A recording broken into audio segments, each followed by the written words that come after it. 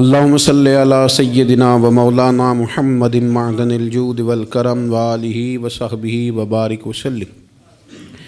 تمام تعریفیں اللہ تعالیٰ جل مجدہ الکریم کے لیے، درود و سلام نبی اکرم نور مجسم شفیع معظم آقائے کل ختم رسول دانائے سبل احمد مجتبیٰ جناب حضرت محمد مصطفیٰ صلی اللہ تعالیٰ علیہ وسلم کی ذات والا صفات کے لیے حمد و صلوات کے بعد، عزیز دوستو، بزرگوں اور بھائیوں، قرآن مجید نصیحت کی کتاب ہے، قرآن پاک تذکیر کی کتاب ہے۔ قرآن مجید انسان کے لیے سارے بند دریچے کھول دیتا ہے۔ یہ ہر انسان کے لیے ہدایت کا نور ہے۔ یہ وہ روشنی ہے جو دنیا اور آخرت کے ہر اندھیرے سے بندے کو بچا لیتی ہے۔ ایسی راہوں کا تعین قرآن پاک کرتا ہے کہ انسان محسوس کرتا ہے کہ اللہ تبارک و تعالیٰ نے اسے دنیاوی طور پر بھی بلندیاں دی ہیں، دینی طور پر بھی اعزازات دیے ہیں، اور رب نے اسے روحانیت بھی کامل عطا کر دی ہے۔ لیکن بہت سارے قرآن پڑھنے والے ہیں، بہت سارے قرآن سننے والے ہیں، یہ سارا فیض وہ کیوں نہیں لے پاتے؟ یہ ساری چیزوں سے وہ لوگ استفادہ کیوں نہیں حاصل کر پاتے؟ یہ سارا فیض وہ کیوں نہیں سمیٹ پاتے؟ تو قرآن مجید نے کہا، کیا خوبصورت انداز ہے اور کیا انوکھا رنگ قرآن پاک نے بیان کیا۔ فرمایا ان فی ذالک لذکریٰ، فرمایا بے شک اس میں نصیحت ہے قرآن پاک میں، اس میں نصیحت ہے قرآن پاک میں، لمن کان لہ قلب، لیکن اس کے لیے جو دل رکھتا ہے۔ اس میں نصیحت ہے قرآن پاک میں، لیکن اس کے لیے جو دل رکھتا ہے۔ ان فی ذالک لذکریٰ لمن کان لہ قلب، اس میں ان کے لیے نصیحت ہے جن کے پاس دل موجود ہے، اور جن کے سینے میں دل ہی نہیں، پتھر ہے۔ جن کا دل تو ہے پر وہ دھڑکن سے خالی ہے، جن کا دل تو ہے پر وہ درد سے خالی، جن کا دل تو ہے پر وہ کیفیت سے خالی۔ پاک ہوویں تے پاک کی ملدا ہی، بن پاکوں پاک نہیں ملدا۔ سارے جسم دے تومن نالوں اکو ٹکڑا تولا دل دا۔ اور اقبال کہنے لگے، دلے بیدار پیدا کر کہ دل خوابیدہ ہے جب تک، نہ تیری ضرب ہے کاری نہ میری ضرب ہے کاری۔ اور فاضل بریلوی نے تو مشورہ دیا ہے، کہنے لگے دل کو کام لگا دو۔ حضور کون سے؟ فرمانے لگے دل ہے وہ دل جو تیری یاد سے معمور رہا، اور سر ہے وہ سر جو تیرے قدموں پہ قربان گیا۔ جو دل رکھتا ہے وہ قرآن پاک سے نصیحت لے گا، جس کے پاس دل ہے۔ اس کا مطلب ہے کچھ سینوں میں گوشت کا لوتھڑا تو ہے پر دل نہیں۔ ان کے سینوں کے اندر خون پمپ کرنے والی مشین تو موجود ہے جو دھڑک رہی ہے جب سے وجود بنا ہے، لیکن وہ دھڑکنے خالی ہیں۔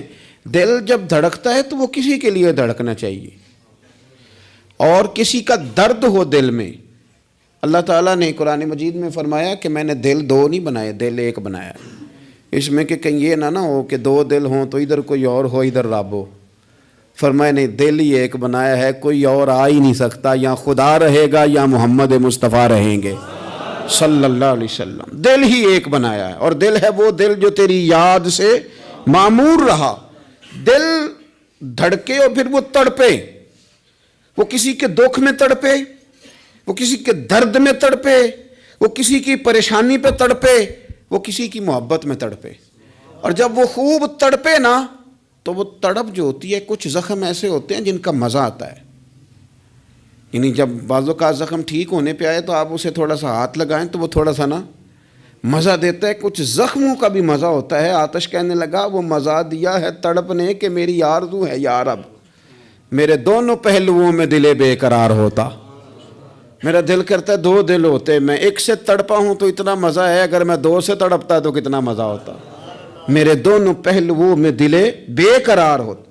عزیز بھائی، دل پر محنت، دل کی صفائی، 2 4 5 دن آپ غسل نہ کریں، مسواک نہ کریں، آپ کپڑے نہ بدلیں تو طبیعت پہ نا بوجھ بن جاتا ہے۔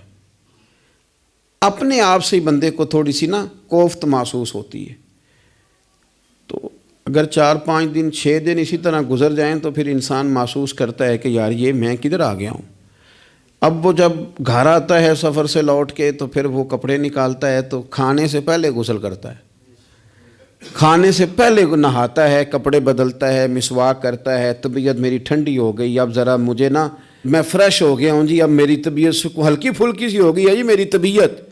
اور میرے بھائی ظاہر پر تھوڑا سا گرد چڑھ جائے تو بندہ اپنے آپ کو فریش محسوس نہیں کرتا، تو اگر دل سارا حسد سے بھر جائے، بغض سے بھر جائے، عداوت سے بھر جائے، لوگوں کے بارے میں برے خیالات سے بھر جائے، کینے سے بھر جائے، تو کب انسان کو سکون آئے گا؟ کوئی بھی نہیں تنگ ہوتا آپ کے حسد سے۔ اگر کوئی معاذ اللہ کسی سے جل رہا ہے تو کسی کا کچھ بھی نہیں بگاڑ رہا، اگر کسی سے حسد کر رہا ہے تو کیا نقصان کر لیا اس نے کسی کا؟ اپنے آپ کو ہی جلا رہا ہے، اپنے آپ کو تکلیف دے رہا ہے۔ اسے مل مل کے دھو اپنے دل کو، اگر یہ صاف ہو گیا تو تیرا وجود ہی ہلکا پھلکا ہو جائے گا، تو خود سکون میں آئے گا۔ اسے مل مل کے دھو، مل مل کے اس کو صحیح کر کے صاف کر۔ امام غزالی رحمۃ اللہ تعالیٰ علیہ سے کسی نے کہا تھا کہ ہم اتنا سنتے ہیں امام حسین کو، اتنا پڑھتے ہیں مولا علی کو، اتنے تذکرے ہیں ہمارے سامنے عثمان غنی رضی اللہ تعالیٰ عنہ، اتنا ذکر ہے فاروق اعظم کا، ابو بکر صدیق کا، اتنا ذکر ہوتا ہے نبی پاک علیہ السلام کے اخلاق عالیہ کا، پھر اس کا اثر کیوں نہیں؟ پڑھتے ہیں، سنتے ہیں، بیان کرتے ہیں، کہا جاتا ہے، سنا جاتا ہے، پھر اس کا وہ اثر کیوں نہیں؟ وہ طبیعت پہ چیزیں نقش کیوں نہیں ہو رہی؟ تو امام غزالی رحمۃ اللہ علیہ فرمانے لگے کہ اگر آئینے پہ گرد پڑ جائے تو اس میں عکس صحیح نظر نہیں آتے، آئینے صاف کر لیے جائیں تو پھر اس پہ عکس نظر آتے ہیں۔ ہمارے آئینے نا تھوڑے سے گرد والے ہو گئے ہیں، دل تھوڑے سے نا میلے کچیلے ہو گئے ہیں، تو کوئی بھی عکس اس پہ چڑھتا نہیں، جتنی مرضی بڑی بات سن لیں چڑھتا نہیں۔ مثال دیتے ہیں، کہتے رومیوں اور چینیوں کا مقابلہ ہو گیا تھا نقش نگاری کا۔ بادشاہ نے کہا جو اچھا نقاش نکلے گا، اچھی خطاطی کرے گا، اسے انعام دوں گا۔ تو رومیوں نے تو بڑے بڑے رنگ منگوائے، تو بڑی بڑی پینسلیں منگوائیں، تو بڑا انہوں نے کام کیا، درمیان میں پردہ تھا، آمنے سامنے دیواروں پہ نقش بنانے تھے۔ لیکن چینیوں نے کوئی چیز بھی نہیں منگوائی۔ 1 مہینے 1.5 مہینے کا ٹائم تھا، فارغ ہو کے بادشاہ نے پردہ ہٹایا کہ بیچ کھڑے ہو کے فیصلہ کروں گا کس کے نقش و نگار اچھے ہیں، انعام ملے گا۔ پردہ ہٹایا تو جیسے نقش رومیوں کی دیوار پہ تھے ویسے ہی چینیوں کی دیوار پہ تھے، ایک نقطے کا بھی فرق نہیں۔ بادشاہ کہنے لگا کیسے فیصلہ کروں گا، تم نے کیا کیا ہے، سمجھ نہیں آئی تم نے کیا کیا؟ تو چینیوں سے یہ بھی پوچھنے لگا کہ نہ تم نے کوئی رنگ منگایا، نہ پینسل منگائی، نہ کوئی اور چیز، تو بالکل سیم۔ وہ کہنے لگے بادشاہ ہم نے تو کوئی نقش بھی نہیں بنایا۔ تم نے پھر کیا کیا؟ کہنے لگے ہم نے ذرا مال مال کے دیوار صاف کی ہے، دیوار کا آئینہ بنا دیا ہے، نقش تو انہی کے ہیں لیکن نظر ادھر آ رہے ہیں۔ میں نے سنا ہے کہ اس کے شبستان سے متصل ہے بہشت، مکیں ادھر کے بھی جلوے ادھر کے دیکھتے ہیں۔ سنا ہے اس کے شبستان سے متصل ہے بہشت، مکیں ادھر کے بھی جلوے ادھر کے دیکھتے ہیں۔ سنا ہے بولے تو باتوں سے پھول جھڑتے ہیں، اگر یہ بات ہے تو چلو بات کر کے دیکھتے ہیں، اگر یہ بات ہے تو چلو پھر بات کر کے دیکھتے ہیں۔ میرے عزیز کہنے لگے کہ وہ نا جناب ہم نے صرف دیوار صاف کی ہے، اتنی صاف کی ہے کہ شیشہ بنا دیا ہے، تو اب ان کے نقش ادھر بھی نظر آتے ہیں۔ تو بس اب بادشاہ خوش ہو گیا، اس نے کہا کوئی بھی نہیں جیتا، کوئی بھی نہیں ہارا، تمہارا انعام برابر کا ہے، تمہیں نقش بنانے کا انعام ملے گا اور تمہیں صفائی کرنے کا انعام ملے گا۔ امام غزالی کہنے لگے چل تو اس طرح کر، روز تو غسل کرتا ہے، دانت صاف کرتا ہے، بال کٹواتا ہے، ناخن بڑھ جائیں تو کٹواتا ہے، کوئی چیز ذرا تھوڑی بڑھ جائے تو چھوٹی کرتا ہے، تو کوئی لباس پورا نہ ہو تو اس کو سیٹ کرتا ہے، تو اس طرح کر، ظاہر پہ جو اتنی محنت کی ہے ذرا مال مال کے دل دھو، انشاءاللہ امام حسین کا فیض بھی نظر آئے گا، مولا علی کے جلوے بھی نظر آئیں گے، حضرت عثمان غنی کی حیا کا عکس بھی نظر آئے گا۔ اسے پہلے دھو لے، پھر تمہیں سیدنا عمر کی عدالت کا فیض ملے گا، حضرت صدیق اکبر کی صداقت کا نور ملے گا، پھر تو دیکھنا تیری طبیعت پہ نبی پاک کے اخلاق عالیہ کا بھی فیض نظر آئے گا۔ لیکن پہلے اسے دھو لے، اسے دل بیدار پیدا کر کہ دل خوابیدہ ہے جب تک، نہ تیری ضرب ہے کاری نہ میری۔ کچھ چیزوں سے دل سخت ہوتا ہے، جو لوگ دنیا داری کی اور فضول باتیں زیادہ کرتے ہیں ان کا دل سخت ہو جاتا ہے، جو ہنستے زیادہ ہیں ان کا بڑا سخت ہو جاتا ہے، اور صوفیاء کہتے ہیں جو کسی پہ ہنستے ہیں نا ان کا تو مردہ ہی ہو جاتا ہے، تو معاملہ ہی ختم ہو گیا۔ اور جو لوگ رزق حرام کی طرف بڑھتے ہیں ان کا دل بھی مردہ ہو جاتا ہے۔ اور اقبال کہتے ہیں جو مشینی زندگی گزارنے لگتے ہیں نا، روحانی زندگی سے نکل جاتے ہیں۔ ہم آج کل مشینی زندگی پہ آ گئے، ہمارے پاس انٹرنیٹ ہے، موبائل ہے، آواز کے فاصلے اتنے کم ہوئے ہیں کہ دلوں کے فاصلے بڑھ گئے ہیں۔ اقبال کہنے لگے دل کے لیے موت ہے، دل کے لیے موت ہے، دل کے لیے موت ہے یہ مشینوں کی حکومت۔ احساس مروت کو کچل دیتے ہیں یہ آلات، آلات پہ زندہ ہیں ہم، دل کے لیے موت۔ اور کسی کے گھر جانا، دروازے پہ دستک دینا، اور کبھی خط لکھنا تو سوچ سوچ کے، کبھی کاٹنا تو پھر لکھنا، لفظ یہ اس کے شایان شان نہیں، یہ جملہ میں نے بدل دیا ہے، لیکن اب بے باکانہ گفتگو ہے، تو مجھے وائس کر دے میں تجھے وائس کر دوں گا، حال ہی کوئی نہیں، تو کیا کوئی سوچے گا، کیا کوئی لکھے گا، کیا کوئی اس میں خوبصورتی کے رنگ بھرے گا۔ سخت ہو جاتے ہیں دل جب آپ مشینوں کی زندگی میں زندہ رہتے ہیں۔ دل نرم کیسے ہوتے ہیں؟ میرے نبی پاک نے فرمایا یتیم کے سر پہ ہاتھ پھیر، رب تیرا دل نرم کرے گا۔ اگر زنگ لگ جائے دل کو تو اللہ کا ذکر کر، قرآن پاک کی تلاوت کر، اللہ تیرے دل کو نرم کر دے گا۔ اور پھر فرمایا کہ اگر دل سخت ہو جائے تو موت کو یاد کر، تیرا دل نرم ہو جائے گا۔ اچھوں کی صحبت اختیار کریں تو دل نرم ہو جاتا ہے۔ قبروں کی زیارت کریں، جائیں کبھی اپنے شہر کے قبرستان میں، غور کریں کہ وہ چودھری صاحب لیٹے ہیں، یہ علامہ صاحب لیٹے ہیں، وہ فلاں بہت بڑے افسر لیٹے ہیں، وہ دیکھو وہ میرا عزیز لیٹا ہے۔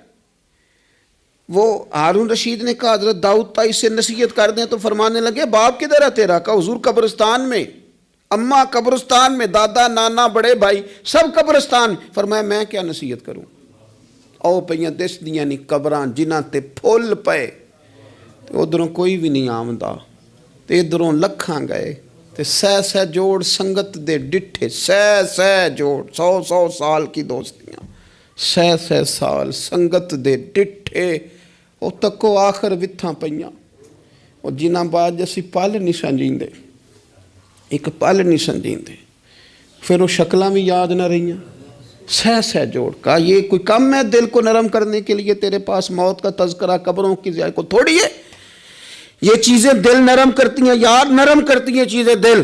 سختی طبیعتوں کی، مزاجوں کی سختی، دوسروں کے بارے میں ڈاڈے جذبات، ہمارے رویے ڈاڈے، ہماری طبیعتیں سخت۔ حضرت عبداللہ ابن مسعود رضی اللہ تعالیٰ عنہ نے ایک شخص کو جنازے کے موقع پہ ہنستا ہوا دیکھ لیا، فرمایا آج کے بعد تیرے ساتھ کلام نہیں کروں گا۔ جس کا جنازہ دیکھ کے بھی دل نرم نہیں ہوا اور قبرستان دیکھ کے بھی دل نرم نہیں ہوا، وہ تو سخت دل بندہ ہے۔ سخت دل بندے سے دوستی کبھی نہیں رکھوں گا، میں تو درد دل والوں سے پیار کروں گا، تیرے ساتھ میں کلام نہیں کرتا۔ تو کس طرح کا شخص ہے بھائی جسے یہاں کے بھی ہنسی آ رہی ہے، مذاق سوچ رہا ہے؟ تو دل کی نرمی، میرے نبی پاک صلی اللہ علیہ وسلم نے نا دل پر، ہم نے نا کپڑوں پر بڑی محنت کی،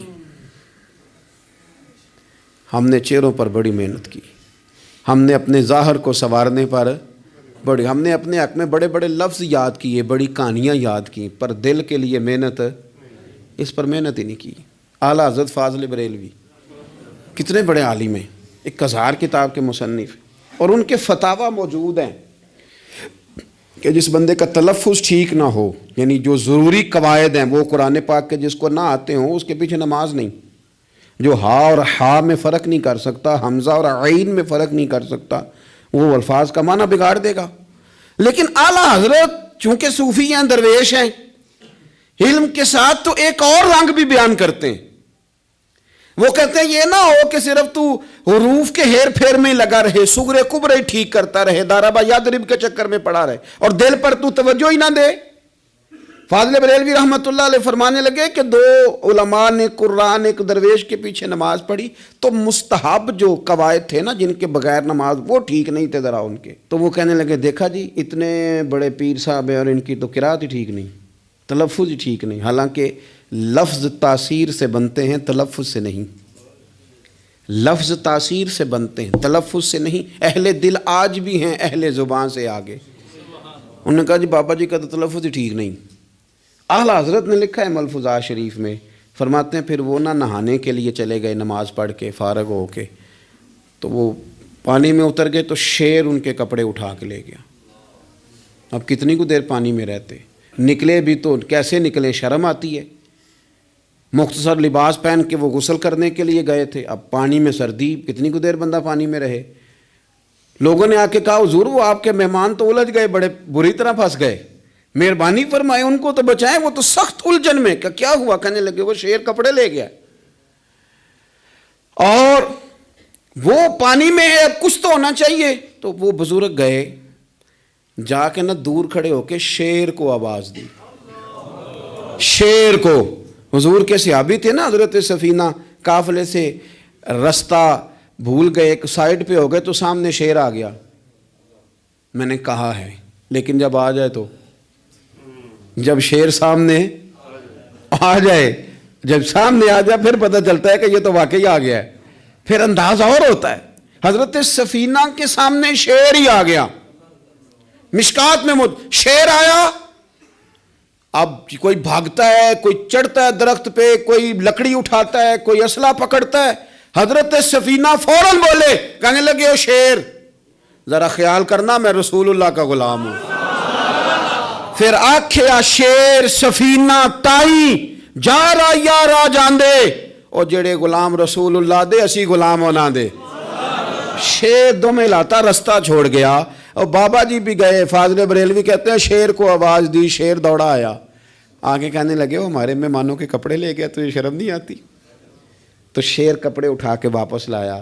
ان علماء کو، حضرات علماء کو کپڑے پیش کیے، جب ان کو پیش کیے تو پیش کرتے ہی وہ بزرگ پھر فرمانے لگے، کہنے لگے مولانا تم نے لفظ سیدھے کیے ہیں، میں نے دل سیدھا کیا ہوا ہے۔ تم نے محنت کر کے نہ لفظ ٹھیک کیے ہیں لیکن میں نے دل ٹھیک کیا ہے۔ دل پاک ہوئے تے پاک ہی ملدا ہے، تے بنا پاکوں پاک نہیں ملدا۔ سارے جسم دے دھوون نالوں ایک ٹکڑا دھولا ہے دل دا،